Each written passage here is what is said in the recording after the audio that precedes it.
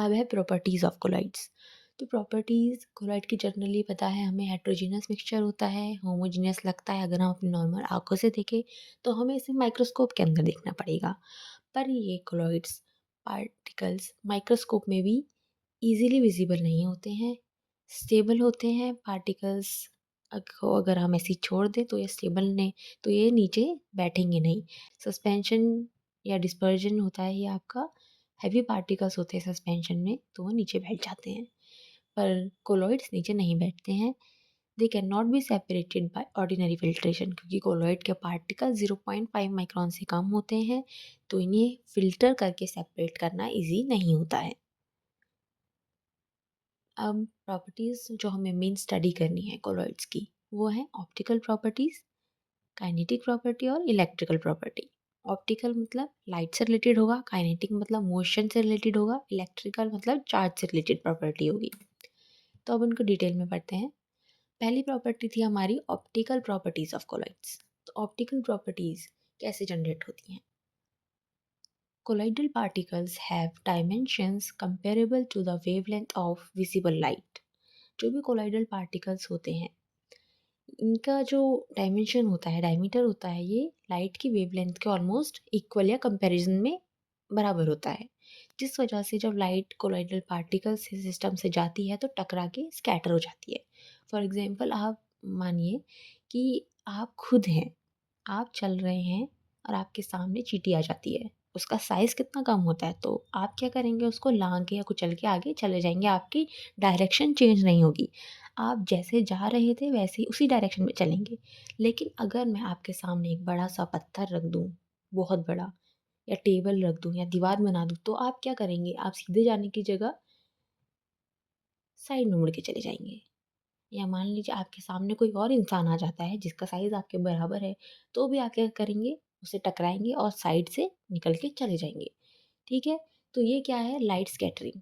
या और एग्ज़ाम्पल ले लीजिए, मान लीजिए एक रूम में बहुत सारे लोग हैं, अगर वो एक दरवाजे से जा रहे हैं, दरवाजे में बैरियर रख दूँ मैं, तो वो भी अपनी डायरेक्शन में चेंज करेंगे और अलग-अलग जगहों से जाने की कोशिश करेंगे। ठीक है? तो इसी प्रॉपर्टी को लाइट स्कैटरिंग कहते हैं। अगर लाइट के सामने कोई आ गया और वो अपना रास्ता बदल रही है, तो इसको लाइट स्कैटरिंग कहेंगे। और इसी लाइट स्कैटरिंग की वजह से बाकी और प्रॉपर्टीज़ लाइट की हम ऑब्ज़र्व कर सकते हैं, जो हमें हेल्प करेंगी किसी भी कोलॉइड पार्टिकल के शेप, साइज़ और वेट का पता करने में। अब वो कैसे करेंगी, ये हम आगे पढ़ेंगे। तो पहला प्रॉपर्टी है ऑप्टिकल के अंदर, फ़ैराडे टिंडल इफ़ेक्ट। टिंडल इफ़ेक्ट मैंने पहले भी मेंशन किया है। टिंडल इफ़ेक्ट में होता क्या है? Tyndall effect is the scattering of light by colloidal particles, which makes the path of a beam of light visible when it passes through a colloidal solution। मतलब कि ये एक लाइट का सोर्स है, जब ये ट्रू सॉल्यूशन से जा रही है, मतलब जिसमें जो भी सॉल्वेंट सॉल्यूट पार्टिकल्स है वो कंप्लीटली डिसॉल्व हो चुके हैं। ठीक है? ट्रू सॉल्यूशन से जब ये जा रही है तो कोई हमें फ़र्क नहीं दिखाई देगा, इसमें आपका पाथ नहीं दिख रहा है। लेकिन जब ये कोलॉइडल सॉल्यूशन से पास होती है तो आपकी लाइट का पाथ हम देख सकते हैं कि वो कैसे जा रही है। ठीक है? बीम ऑफ लाइट मतलब लाइट का रास्ता हम इजीली देख सकते हैं, तो इसको हम टिंडल इफेक्ट कहते हैं। जैसे कि आपने देखा है कि आपकी कार की जो हेडलाइट होती है, अगर अंधेरे में क्या होगा, हेडलाइट से आपको लाइट का रास्ता दिखता है, को कहाँ कहाँ पड़ रही है, और उसमें धूल मिट्टी भी हमें दिखाई देती है। ठीक है? या फिर आपने कभी देखा होगा कि खिड़की से छन के जब धूप आती है तो उसमें भी थोड़ी बहुत हमें डस्ट पार्टिकल्स दिखते हैं, तो ये सब क्या है, कोलॉइडल पार्टिकल्स है। ठीक है? तो टिंडल इफेक्ट में क्या होता है, जब लाइट कोलॉइडल पार्टिकल से टकराती है किसी सॉल्यूशन में, तो लाइट का पाथ या बीम ऑफ लाइट हमें क्लियरली दिख जाता है। इसको हम बोलते हैं टिंडल इफेक्ट। लाइट स्कैटरिंग मतलब लाइट फैल रही है, टिंडल इफेक्ट में हमें लाइट का पाथ दिख रहा है। ठीक है? ये थोड़ा डिफरेंस है। It happens because of the difference in refractive indexes of dispersed phase and dispersion medium। Importance क्या होती है इसकी, टिंडल इफेक्ट की, कि हमें इससे ट्रू सॉल्यूशन और कोलॉइडल सॉल्यूशन में फ़र्क पता चल रहा है। जैसे देखो, ट्रू सॉल्यूशन में हमें लाइट का रास्ता नहीं दिख रहा है, पर कोलॉइडल सॉल्यूशन में दिख रहा है। दूसरा फ़ायदा इसका ये है इम्पोर्टेंस, कि लाइट स्कैटरिंग और टिंडल इफेक्ट हमारा अल्ट्रा माइक्रोस्कोप का बेसिस बनाती है। अब हम अल्ट्रा माइक्रोस्कोप को भी देखते हैं कि क्या होता है। अल्ट्रा माइक्रोस्कोप हमारा लाइट स्कैटरिंग के प्रिंसिपल पर है। It uses intense side illumination. Colloidal particles scatter light and appear as bright spots on a dark background. ये एक लाइट सोर्स है या इल्यूमिनेशन लाइट सोर्स है, ठीक है। यहाँ से ये जाता है कॉर्डोइड कंडेंसर पर। ये है हमारा कॉर्डोइड कंडेंसर जो लेंस की तरह दिख रहा है, ठीक है। जब भी लाइट कॉर्डोइड कंडेंसर पर जाती है और एक जगह फोकस होती है, ये है टिंडल कोन, ठीक है। क्योंकि यहाँ पे लाइट का पाथ हमें दिख रहा है, स्कैटर हो रहा है, तो इसको हम कहते हैं टिंडल कोन। ये है कॉर्डोइड कंडेंसर। ये फोकस हो रही है हमारे कोलाइडल सॉल्यूशन पे, किसी भी पार्टिकल पे। अब इसके राइट एंगल पर क्या लगा है, एक माइक्रोस्कोप, जहाँ पे हम अंदर से देख सकते हैं पार्टिकल कहाँ पे स्कैटर हो रही है। जो माइक्रोस्कोप होता है इसमें ब्लैक कलर का बैकग्राउंड होता है जिसमें हमें कोलाइडल पार्टिकल दिखते हैं, ठीक है। छोटे छोटे रोशनी के पार्टिकल जैसे दिखते हैं। तो हम कह तो हम कह सकते हैं कि colloidal particles appear as bright spot on a dark background, मतलब काले के बैकग्राउंड पर छोटी छोटी लाइट की रोशनी जैसी दिखती है हमें अल्ट्रा माइक्रोस्कोप में, ठीक है। तो हम अल्ट्रा माइक्रोस्कोप में कैसे दिखते हैं पार्टिकल, ब्राइट स्पॉट की तरह। हमें पूरा पार्टिकल नहीं दिखेगा पर चमकते हुए सितारे जैसे दिखेंगे आसमान में, ठीक है। कुछ ऐसा दिखेगा आपका अल्ट्रा माइक्रोस्कोप में। It determines approximate size, number of particles and Brownian motion। अब कितनी बड़ी रोशनी, कितना बड़ा स्पॉट है, जैसे हम आसमान में देखते हैं तो कोई तारे छोटे दिखते हैं, कुछ बड़े दिखते हैं, तो ऐसे हमें नंबर पता चल सकते हैं कि हमें कितने तारे दिख रहे हैं और कितने छोटे बड़े हैं और वो कैसे मूव कर रहे हैं, ठीक है। तो अल्ट्रा माइक्रोस्कोप कहाँ कहाँ यूज़ होता है, हमारे ब्राउनियन मोशन में, इलेक्ट्रोस्फोरेसिस में और थीटा पोटेंशियल में। इसका नुकसान क्या है कि पार्टिकल को हम एग्जैक्ट साइज नहीं देख पा रहे, बस ये देख पा रहे हैं कि वो एक चमकता हुआ सितारा है, ठीक है। नेक्स्ट है turbidity of colloid. Turbidity is the cloudiness or opaqueness of a colloidal solution due to scattering of light by colloidal particles।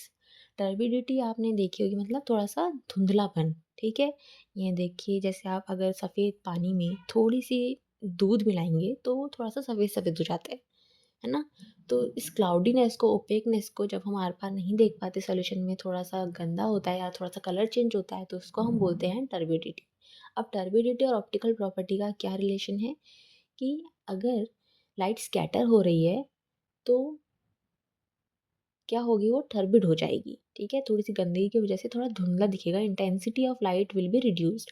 मतलब कि जो लाइट की स्टार्टिंग में यहाँ से जो चमक आ रही थी कोलाइडल सॉल्यूशन में जाके थोड़ा सा धीमा दिखेगा, ठीक है। तो टर्बिडिटी, जितनी बड़ा पार्टिकल होगा, कोलाइड पार्टिकल का साइज़ जितना बड़ा होगा या फिर जितने ज़्यादा अमाउंट ऑफ पार्टिकल्स होंगे, वो उतनी ज़्यादा लाइट को स्कैटर करेंगे और जितनी लाइट स्कैटर होगी उतनी ज़्यादा सॉल्यूशन हमें टर्बिड दिखाई देगा। ट्रू सॉल्यूशंस नॉन टर्बिड, जैसे कि हमें पहले वाले एग्जांपल में देखा था, मतलब डायग्राम में देखा था, ट्रू सॉल्यूशन पाथ भी नहीं दिखाते लाइट स्कैटर करने का और नॉन टर्बिड होते हैं, साफ दिखाई देते हैं, एकदम क्लियर पानी जैसा होता है, बिल्कुल क्लियर दिखाई देते हैं। Because particles are too small to scatter light significantly. Principle क्या होता है टर्बिडिटी का, ये हमें आगे नेफ्लोमीटर में भी यूज़ होता है। तो इसमें होता क्या है कि जब लाइट पास करती है किसी भी कोलॉइड सॉल्यूशन से तो लाइट साइड में स्कैटर होती है, जिसकी वजह से कम लाइट ट्रांसफ़र होती है किसी भी कोलॉइडल सॉल्यूशन से। कम लाइट ट्रांसफ़र होने की वजह से हमें धुंधली दिखती है सॉल्यूशन, जिसको हम टर्बिडिटी कहते हैं। ये डायग्राम में आप जैसे देख सकते हैं ना, ये क्लियर सॉल्यूशन है, ये थोड़ा-सा टर्बिड है और ये बहुत ज़्यादा टर्बिड सॉल्यूशन है क्योंकि इसमें ज़्यादा कोलाइडल पार्टिकल्स है या फिर उनका साइज़ ज़्यादा है, ठीक है? तो टर्बिडिटी को हम मेज़र कैसे कर सकते हैं?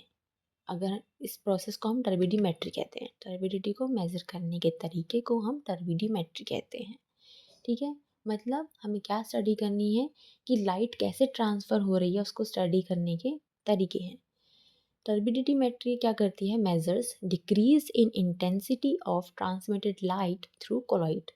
टर्बिडिटी में हम मेज़र करते हैं कि कोलॉइड से जो लाइट ट्रांसफ़र हो रही है उसकी इंटेंसिटी, उसकी चमक में कितना घटाव आ रहा है, उसकी चमक कितनी कम हो रही है।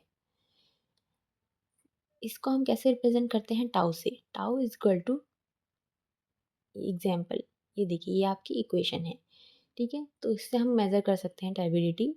आई क्या होगा, ये आपकी इक्वेशन है। आई क्या है, इंटेंसिटी ऑफ ट्रांसमिटेड लाइट, मतलब जो लाइट यहाँ से निकल कर पार हो गई है। आई नॉट, आई क्या है, इंटेंसिटी ऑफ ट्रांसमिटेड लाइट जो निकल गई है, ये है तुम्हारी आई। आई नॉट क्या है, इंटेंसिटी ऑफ इंसिडेंट लाइट, मतलब कि जो लाइट यहाँ पर पड़ रही है ये आपकी इंसिडेंट लाइट है। फिर एल क्या है, ये एल है।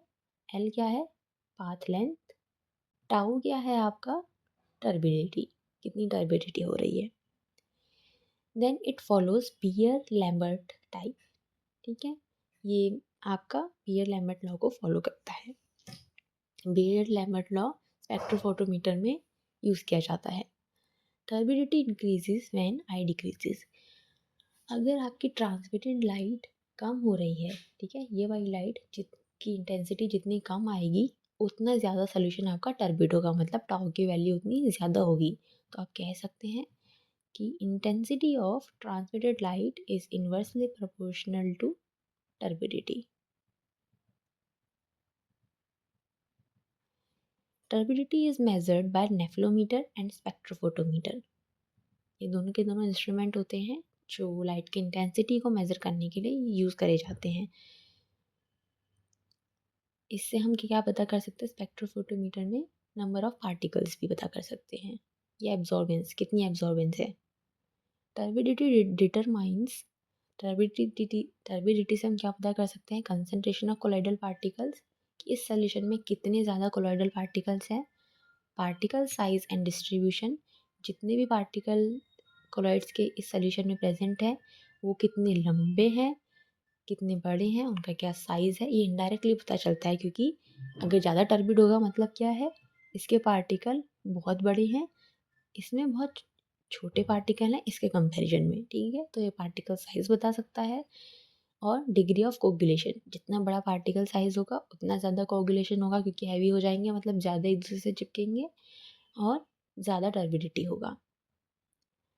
प्योरिटी पता चलती है पानी की, क्योंकि जितना गंदा पानी होगा उतना ज़्यादा वो टर्बिड दिखाई देगा। तो ये आपकी टर्बिडिटी के यूज़ थे ऑप्टिकल प्रॉपर्टीज़ में। नेक्स्ट ऑप्टिकल प्रॉपर्टी आपकी इलेक्ट्रॉन माइक्रोस्कोप से पता चलती है। इलेक्ट्रॉन माइक्रोस्कोप एक था अल्ट्रा माइक्रोस्कोप। अल्ट्रा माइक्रोस्कोप में क्या हो रहा था, आपको सिर्फ काले आसमान में चमकते सितारे की तरह लाइट दिख रही थी, लेकिन इलेक्ट्रॉन माइक्रोस्कोप की पावर क्या होती है, बहुत ज़्यादा हो जाती है। क्यों, क्योंकि इसमें फास्ट मूविंग इलेक्ट्रॉन्स पास होते हैं एक छोटे से कोलॉइडल सॉल्यूशन से, जिसकी वेवलेंथ बहुत कम होती है, जिसकी वजह से आपको जो पार्टिकल्स होते हैं वो बहुत ज़्यादा क्लियरली दिखाई देते हैं, ठीक है।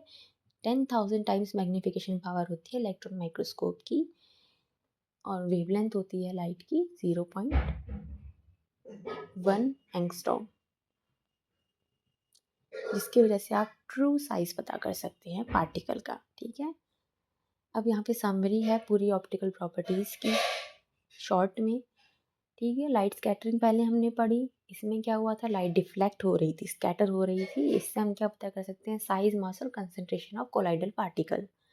दूसरा प्रॉपर्टी हमने पढ़ी थी टिंडल इफेक्ट। टिंडल इफेक्ट ने क्या किया था, लाइट के पाथ को विजिबल करा था, इससे पता चलता है कि ये सॉल्यूशन में कोलाइड है या नहीं है। टर्बिडिटी हमें क्या बता रही थी, क्लाउडीनेस, मतलब कितना मटमैला या गंदगी या गंदा सा सॉल्यूशन हो रहा है। इससे हमें पता चलेगा साइज़ का और कंसंट्रेशन का, कि इसमें कितने ज़्यादा कोलाइडल पार्टिकल्स हैं और कितने कम पार्टिकल्स हैं। अल्ट्रा माइक्रोस्कोप हमें बता रहा था इनडायरेक्टली कि विजुअलाइजेशन दे रहा था कि ये पार्टिकल कैसा दिखता है, शेप कैसा है, कैसे मूव कर रहा है, कितनी ज़्यादा अमाउंट में प्रेजेंट है।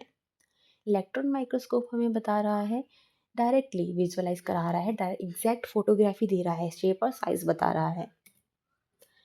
नेक्स्ट सेकंड प्रॉपर्टी है kinetic properties. Kinetic properties of colloids arise due to the continuous motion of colloidal particles. Kinetic मतलब मूव करना, जिसके पास ज़्यादा एनर्जी होगी, जो बच्चे हाइपर एक्टिव होते हैं वो बहुत ज़्यादा मूव करते हैं, और आलसी मोटे मोटे लोग क्या होते हैं, ज़्यादातर बैठे रहते हैं, ठीक है। तो काइनेटिक प्रॉपर्टीज़ क्या होंगी, because of continuous motion of colloidal particles in the dispersion medium. Dispersion medium में कोलाइडल पार्टिकल जितना ज़्यादा मूव करेंगे वो उतने ज़्यादा ब्राउनिंग मोशन शो करेंगे, और जितना मूव करते रहेंगे उतना कोलाइड स्टेबल रहेगा, क्योंकि फैले रहेंगे। अगर मोटे मोटे हेवी पार्टिकल होंगे तो नीचे बैठ जाएंगे, इसलिए काइनेटिक प्रॉपर्टीज इंपॉर्टेंट है। अब काइनेटिक प्रॉपर्टी में मेन प्रॉपर्टी आती है ब्राउनियन मोशन। ब्राउनियन मोशन क्या होता है तुम्हारा?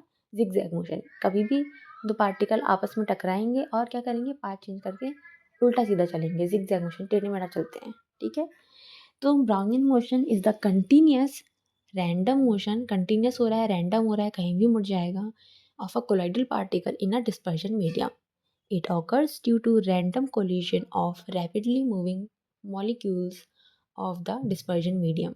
ये क्यों होता है? क्योंकि जो आपके मीडियम में कोलाइडल पार्टिकल्स हैं ये रैंडमली मूव कर रहे हैं। तो अगर मान लीजिए एक कमरा है, उसमें बहुत सारे लोग हैं और वो सब चल रहे हैं, या मार्केट में आप जाते हैं तो वहाँ पे बहुत सारे लोग होते हैं, भीड़ होती है, तो क्या करते हो, आपस में टकराते रहते हैं, और जहाँ टकराएंगे वहाँ पे दिशा बदल लेंगे क्योंकि ये रास्ते में कोई और आ गया है, जिसको हम कहते हैं ब्राउनियन मोशन। ब्राउनियन मोशन की वजह से पार्टिकल नीचे नहीं बैठेंगे, कंटिन्यूसली इधर उधर टकराते रहेंगे और चलते रहेंगे। ब्राउनियन मोशन को इफेक्ट कौन करता है? Particle size. जितना स्मॉल पार्टिकल होगा उतना ज़्यादा वो चलेगा। जैसा मैंने बोला, जैसे बच्चा होता है वो उतना ज़्यादा चलता है, और जो मोटा आदमी होता है, हैवी होता है, वो बैठ जाता है। टेम्परेचर, जितनी ज़्यादा एनर्जी होगी उतना ज़्यादा मोशन होगा, और जितना ठंडा होगा वो उतना बैठ जाएगा।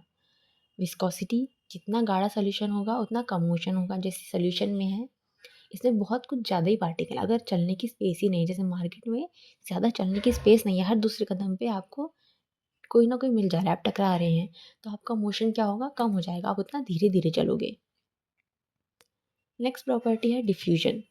डिफ्यूजन क्या होता है? आपका spontaneous movement of colloidal particles from a region of higher concentration to a region of lower concentration. जो पार्टिकल्स होंगे आपके, ये जैसे दिख रहा है आपको, हायर कंसंट्रेशन से हैं, ये कहाँ जाएंगे? आपके लोअर कंसंट्रेशन में, ठीक है। इसको बोलते हैं हम लोग diffusion. Diffusion is slower in truer solution because colloidal particles are larger. It is useful in determining molecular weight of polymers. Next property है sedimentation. Sedimentation is the tendency of particles to settle down under the influence of gravity। मतलब जो particles होते हैं, अगर gravity की वजह से heavy particles नीचे सेटल हो जाते हैं, इसको हम कहते हैं सेडिमेंटेशन। कोलाइडल पार्टिकल्स में सेडिमेंटेशन इजीली नहीं होता है क्योंकि इनका पार्टिकल साइज 0.5 माइक्रोमीटर से कम होता है, जो बहुत कम है। सस्पेंशन में इजीली हो जाता है सेडिमेंटेशन। तो it is use to determine the size of colloidal particles. अगर आपके कोलाइडल पार्टिकल्स इजीली सेडिमेंट हो रहे हैं, मतलब वो हैवी हैं, और इससे मॉलिक्यूलर मास भी पता चल जाएगा। सेडिमेंट करने के लिए कोलोइडल पार्टिकल्स को हम अल्ट्रा सेंट्रीफ्यूज यूज़ करते हैं। सेंट्रीफ्यूज भी दो तरीके के होते हैं ना, एक नॉर्मल होता है और एक अल्ट्रा सेंट्रीफ्यूज होता है, जो कोलोइडल पार्टिकल को सेडिमेंट करने के लिए यूज़ होता है। नेक्स्ट प्रॉपर्टी है osmotic pressure. Osmotic pressure is the pressure required to stop the flow of dispersion medium through a semi-permeable membrane separating a colloid from pure solvent। Osmosis क्या होता है? Diffusion through a semi permeable membrane. Semi permeable membrane क्या होती है? एक selective membrane जो सिर्फ selective particles को ही अपने से पास होने देती है। तो ऑस्मोटिक प्रेशर क्या होगा? ऐसा प्रेशर है जो ऑस्मोसिस को रोकने के लिए लगाया जाता है। इससे आपके कोलॉइड और डिस्पर्जन मीडियम सेपरेट हो जाते हैं। कोलॉइड्स में क्या होता है? ऑस्मोटिक प्रेशर बहुत कम होता है क्योंकि नंबर ऑफ पार्टिकल बहुत कम होते हैं, and molecule mass is very high. इसमें एक इक्वेशन दी है जिससे आप ऑस्मोटिक प्रेशर पता कर सकते हैं। ऑस्मोटिक प्रेशर की इंपॉर्टेंस क्या है कि जैसे आपका ब्लड भी एक तरीके का कोलॉइड होता है। ब्लड में क्या होता है? आपके बॉडी में दो तरीके के प्रेशर होते हैं, हाइड्रोस्टैटिक प्रेशर और ऑनकोटिक प्रेशर। जो ब्लड में जो आपके प्लाज्मा होते हैं, प्रोटीन्स होते हैं, जो प्रेशर लगाते हैं उसको कहते हैं ऑनकोटिक प्रेशर। बॉडी में जब हाइड्रोस्टैटिक प्रेशर और ऑनकोटिक प्रेशर बैलेंस्ड होते हैं, तब आपकी फ्लूइड लॉस नहीं होता है कैपिलरीज से। क्योंकि अगर हाइड्रोस्टैटिक प्रेशर या फिर ऑनकोटिक प्रेशर में से कोई भी प्रेशर ज़्यादा हुआ तो आपका जो ब्लड फ्लो होगा वो बिगड़ जाएगा। मतलब आपकी कैपिलरीज में जितना भी वाटर है वो सारा का सारा या तो बाहर ही चला जाएगा या तो अंदर ही आ जाएगा। इसलिए दोनों साइड का प्रेशर बैलेंस होना ज़रूरी है। नेक्स्ट प्रॉपर्टी है viscosity. Viscosity is the resistance offered by a fluid to the particles of to the flow of particles through it. Viscosity generally क्या होती है कि कोई भी फ्लूइड मूवमेंट को कैसे रेजिस्ट कर रही है, फिर गाढ़ापन, थिकनेस ऑफ अ सॉल्यूशन या फिर फ्लूइड।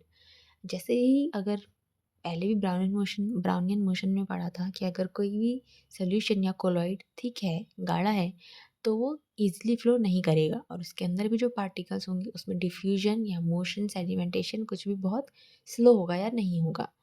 इसीलिए विस्कोसिटी इम्पॉर्टेंट है ताकि इससे हम शेप पता कर सकें कोलॉइडल पार्टिकल्स का और पार्टिकल्स के बीच के इंटरेक्शन की स्टडी कर सकें। फिर ये समरी टेबल है, हमने अभी तक क्या-क्या देखा। ब्राउनियन मोशन रैंडम मोशन होता है, स्टेबिलिटी बताता है कोलॉइड्स की, डिफ्यूजन स्लोली होता है। नेक्स्ट है electrical properties. Electrical properties of colloids arise because colloidal particles usually carry an electric charge. ये पहले भी हमने देखा था, कोलॉइडल पार्टिकल्स में इलेक्ट्रिक चार्ज होता है। ये चार्ज आता कहाँ है और इस चार्ज की वजह से क्या-क्या इफेक्ट हमें देखने को मिलते हैं, ये हम इलेक्ट्रिकल प्रॉपर्टीज़ में पढ़ेंगे। तो जो कोलॉइडल पार्टिकल्स होते हैं, चार्ज कहाँ से कमाते हैं, या तो इनकी सरफेस ग्रुप होती हैं, सरफेस में आयनाइजेशन हो जाएगा। जैसे COOH है, मान लो इस पार्टिकल में COH है, ये ब्रेक डाउन हो गया इसका COO नेगेटिव और H पॉजिटिव में, तो अब आपके कोलॉइड में चार्ज आ गए हैं, जैसे कि प्रोटीन्स, एल्ब्यूमिन में ऐसा होता है। इसके अलावा आपके जो कोलॉइडल पार्टिकल है, अगर बाहर से कोई पार्टिकल एब्जॉर्ब कर ले जिसमें चार्ज है, तो भी कोलॉइड में चार्ज आ जाएगा। जैसे AgI कोलॉइड है, इसने किसी और का I नेगेटिव एब्जॉर्ब कर लिया या Ag पॉजिटिव एब्जॉर्ब कर लिया। एब्जॉर्प्शन मतलब सिर्फ सरफेस पे अटक जाना, एब्जॉर्ब मतलब अंदर जा रहा है, एब्जॉर्ब मतलब सिर्फ बाहर है, सरफेस पर है। तो इसने एब्जॉर्ब किया, नेगेटिव चार्ज आ गया या पॉजिटिव चार्ज आ गया। नेक्स्ट है फ्रिक्शनल इलेक्ट्रिफिकेशन, मतलब फ्रिक्शन की वजह से भी चार्ज आ जाता है कोलॉइडल पार्टिकल्स में। ये कॉमन है आपके डस्ट और स्मोक पार्टिकल्स में।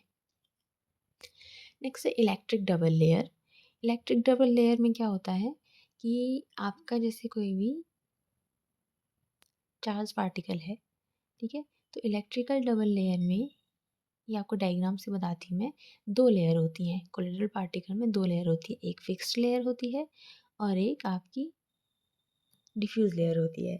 तो कोलॉइडल पार्टिकल्स में दो लेयर को हम कहते हैं इलेक्ट्रिक डबल लेयर।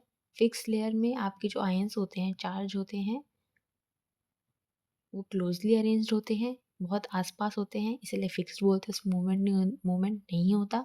और जो डिफ्यूज लेयर होती है उसमें मूवमेंट आपका थोड़ा ज़्यादा होता है। जैसे डायग्राम आपको दिख रहा है, ये आपका कोलॉइड है, सॉलिड पार्टिकल है, मान लो इसमें अंदर से निगेटिव चार्ज है, तो अब क्या होगा, ये आपका डिस्पर्जन मीडियम है। डिस्पर्जन मीडियम का जो चार्ज होगा, आयंस होंगे उसमें पॉजिटिव चार्ज, वो क्या करेंगे, इस नेगेटिव चार्ज के आसपास पूरी एक लेयर बना लेंगे। ठीक है, ये नेगेटिव टाइप का चार्ज का एक पार्टिकल है, कोलॉइड है। इसके बाहर आ गए आपके बल्क लेयर या फिर आपके डिस्पर्जन मीडियम के पार्टिकल्स जो होंगे फिक्स लेयर। अब क्योंकि ये निगेटिव चार्ज से पास पास है, पहली लेयर है, तो ये ज़्यादा पास पास है, स्टिफ है, तो मूवमेंट यहाँ पे अब किसी और के चलने की जगह नहीं है, तो ये क्या होते हैं, फिक्स्ड। लेकिन जो इसकी सेकेंड लेयर है, डिफ्यूजन लेयर, इसमें क्या हो रहा है कि आपके जो पार्टिकल्स है वो कम थोड़ा लूजली अटैक्ट होंगे इस लेयर से, तो इसमें कोई और पार्टिकल आके इसको डिस्प्लेस कर सकता है। ठीक है, तो इसमें मूवमेंट ज़्यादा होती है। फिर आता है आपका बल्क सॉल्यूशन, जिसमें तो और भी ज़्यादा दूर दूर पार्टिकल्स होंगे। ठीक है, तो इस फिक्स्ड लेयर, डिफ्यूजन लेयर के ऊपर वाली जो लेयर होती है ये, और बल्क सॉल्यूशन के बीच में, ठीक है, बल्क फ्लूइड और आपके डिफ्यूज लेयर के बीच में जो जगह होती है, इसको बोलते हैं हम शीयर प्लेन। ठीक है, तो अब हम इसी के बेसिस पे डिफरेंस देखते हैं जीटा पोटेंशियल का भी। ठीक है, अब हमने देखा electric double layer. Electric double layer सिर्फ एक स्ट्रक्चर बताया है कि कोलॉइड के बाहर जो आपकी दो लेयर हैं, ये वाली और ये वाली, स्टर्न लेयर और डिफ्यूज लेयर, ये आपकी इलेक्ट्रिक डबल लेयर है। लेकिन जीटा पोटेंशियल क्या होता है, जीटा पोटेंशियल आपके डिफ्यूज लेयर मतलब शेयर प्लेन का जो दोनों साइड का पोटेंशियल डिफरेंस है, इसको हम लोग क्या कहते हैं, जीटा पोटेंशियल। तो जीटा पोटेंशियल में क्या हुआ, ये आपका जीटा पोटेंशियल का साइन है, इसको जीटा कहते हैं। जीटा पोटेंशियल आपका डिफरेंस क्या है, between the dispersion medium and the shear plane of the particle. इससे हमें पता चलता है कि कोलॉइड कितने ज़्यादा स्टेबल हैं। जैसे आपके कोलॉइड्स नैनो पार्टिकल्स बनते हैं, ये ड्रग डिलीवरी सिस्टम के टाइप हैं। इनकी स्टेबिलिटी और इवैल्यूएशन पैरामीटर ज़ीटा पोटेंशियल है और ये बहुत इम्पॉर्टेंट है। ठीक है, अगर ज़ीटा पोटेंशियल ज़्यादा होगा तो रिपल्जन ज़्यादा होगा पार्टिकल के बीच में, जिससे आपका सॉल्व स्टेबल बनेगा, और अगर ज़ीटा पोटेंशियल कम है तो कोगुलेशन ज़्यादा होगा और स्टेबिलिटी भी कम होगी। अब नेक्स्ट प्रॉपर्टी होती है electrophoresis. Electrophoresis is the movement of charge particles. Electrophoresis में क्या होता है, जैसे कि कोलॉइडल सोल्यूशन है, इसको एक ट्यूब में रखा है, यहाँ पर आपके एनोड और कैथोड है। ठीक है, अब कैथोड और एनोड में क्या होगा, जैसे ही आप इलेक्ट्रिसिटी सप्लाई करोगे, पहले तो आपके जो कोलॉइडल पार्टिकल्स हैं ये ऐसे आपके इवनली डिस्ट्रीब्यूटेड हैं, लेकिन जैसे ही आप इसमें इलेक्ट्रिक पावर सप्लाई करोगे, अगर आपके कोलॉइड्स में निगेटिव चार्ज होगा तो ये किसकी तरफ जाएंगे, आपके एनोड की तरफ। एनोड मतलब पॉजिटिव चार्ज, ये आपका एनोड है पॉजिटिवली चार्ज, और निगेटिवली चार्ज क्या होता है, कैथोड। ये डायग्राम थोड़ा कट गया है। ठीक है, निगेटिवली चार्ज कोलॉइड किसकी तरफ चले जाएंगे, सारे के सारे एनोड की तरफ, और अगर ये पॉजिटिव चार्ज होते तो किसकी तरफ जाते, सारा मूवमेंट कहाँ होता, कैथोड की तरफ। ठीक है, तो ये होती है आपकी इलेक्ट्रोफोरेसिस, मतलब आपके जो चार्ज पार्टिकल्स हैं इनका मूवमेंट किस में हो रहा है, डिस्पर्जन मीडियम में under electric field. Colloidal particles में इलेक्ट्रिक चार्ज होता है, किसकी वजह से, इलेक्ट्रिक डबल लेयर की वजह से, जो हमने पहले पढ़ा था। यही चार्ज आपका मूवमेंट करवा रहा है under electric field. Velocity depends on the magnitude of charge, zeta potential and viscosity of medium, strength of electric field. मतलब जितना ज़्यादा आपका चार्ज होगा पार्टिकल में उतना ज़्यादा स्ट्रांगली मूवमेंट होगा, और जितना ज़्यादा विस्कोसिटी होगी उतना कम मूवमेंट होगा। Basis of measurement of zeta potential, electrophoresis आपका जीटा पोटेंशियल के लिए एक बेसिक है, यह बेसिक प्रिंसिपल है। नेक्स्ट है इलेक्ट्रोऑस्मोसिस, ये आपका इलेक्ट्रोफोरेसिस का उल्टा है। इसमें क्या हो रहा है, सेम चीज़ है, आपके जो मूवमेंट होगा इलेक्ट्रिक फील्ड में होगा, लेकिन इस बार आपके पार्टिकल्स की जगह किसका मूवमेंट होगा, मीडियम का। इसमें पार्टिकल अपनी जगह में रहेंगे, लेकिन आपका जो मीडिया है वो मूव करेगा। क्यों मूव करेगा, क्योंकि इलेक्ट्रोऑस्मोसिस में आपका स्टेशनरी, आपका जो मीडियम होता है वो एक जेल के अंदर होता है, मतलब जेल होगी, जेल के अंदर या क्ले में आप डालेंगे अपना कोलॉइड का सोल्यूशन, और इलेक्ट्रिक फील्ड जैसे ही अप्लाई करेंगे वैसे ही पार्टिकल तो मूव कर नहीं पाएंगे जेल से, लेकिन जो सॉल्वेंट होगा, फ्लूइड होगा, वो मूव करेगा।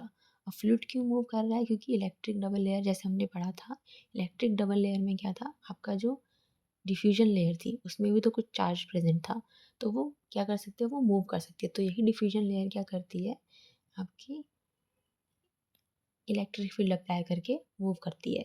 तो इलेक्ट्रोऑस्मोसिस में क्या होता है, आपका डिस्पर्जन मीडियम में मूवमेंट होता है, इलेक्ट्रोफोरेसिस में आपके कोलॉइडल पार्टिकल में मूवमेंट होता है। तो ये आपकी लास्ट प्रॉपर्टी थी, और नेक्स्ट लेक्चर में हम पढ़ेंगे आपके सिलेबस में कंजर्वेशन, प्रेसिपिटेशन और इफेक्ट ऑफ इलेक्ट्रोलाइट, फिर एप्लीकेशन ऑफ कोलॉइड्स। ठीक है, तो मिलते हैं नेक्स्ट लेक्चर में। आपको अगर अच्छा लगा हो तो कमेंट कीजिए, और कुछ पूछना हो तो वो भी पूछ सकते हैं।